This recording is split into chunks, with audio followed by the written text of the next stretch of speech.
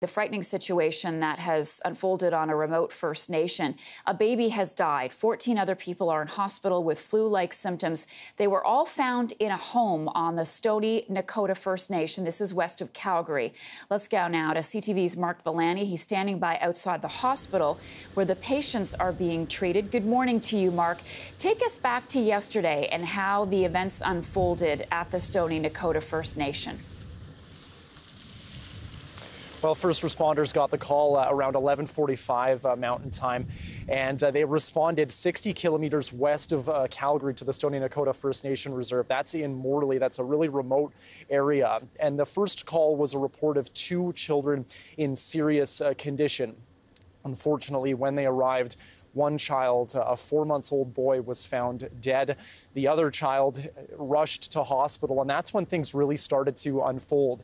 We saw several other people there with flu-like symptoms, respiratory problems, and they needed to be taken in for medical care. Now, the ambulances there, they needed to transport them all in separate, they needed to transport them all in groups in these ambulances and bring them back to Calgary. And this is a really tough trek. And there's been a big debate on whether or not there is enough resources here in these communities.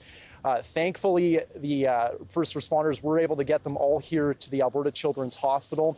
That's where they do remain at this point in stable condition. That's the latest update we have from EMS. Okay, and what are health officials saying about the cause of their illness? Are they calling it the flu? Well, at this point, they say, yes, flu-like symptoms, and they haven't ruled out a few other things as well when it comes to what they might be suffering from. But the flu is certainly top of mind. Right now in Alberta, we've seen a very, very tough flu season. We've seen 84 deaths across our province, 30 of which have occurred here in Calgary. That's a big jump compared to the 64 deaths we saw last year across our province and the 19 that occurred in Calgary. Now, investigators obviously still looking into what happened. For right now, they have ruled out carbon monoxide or the inhalation of any other toxic substance.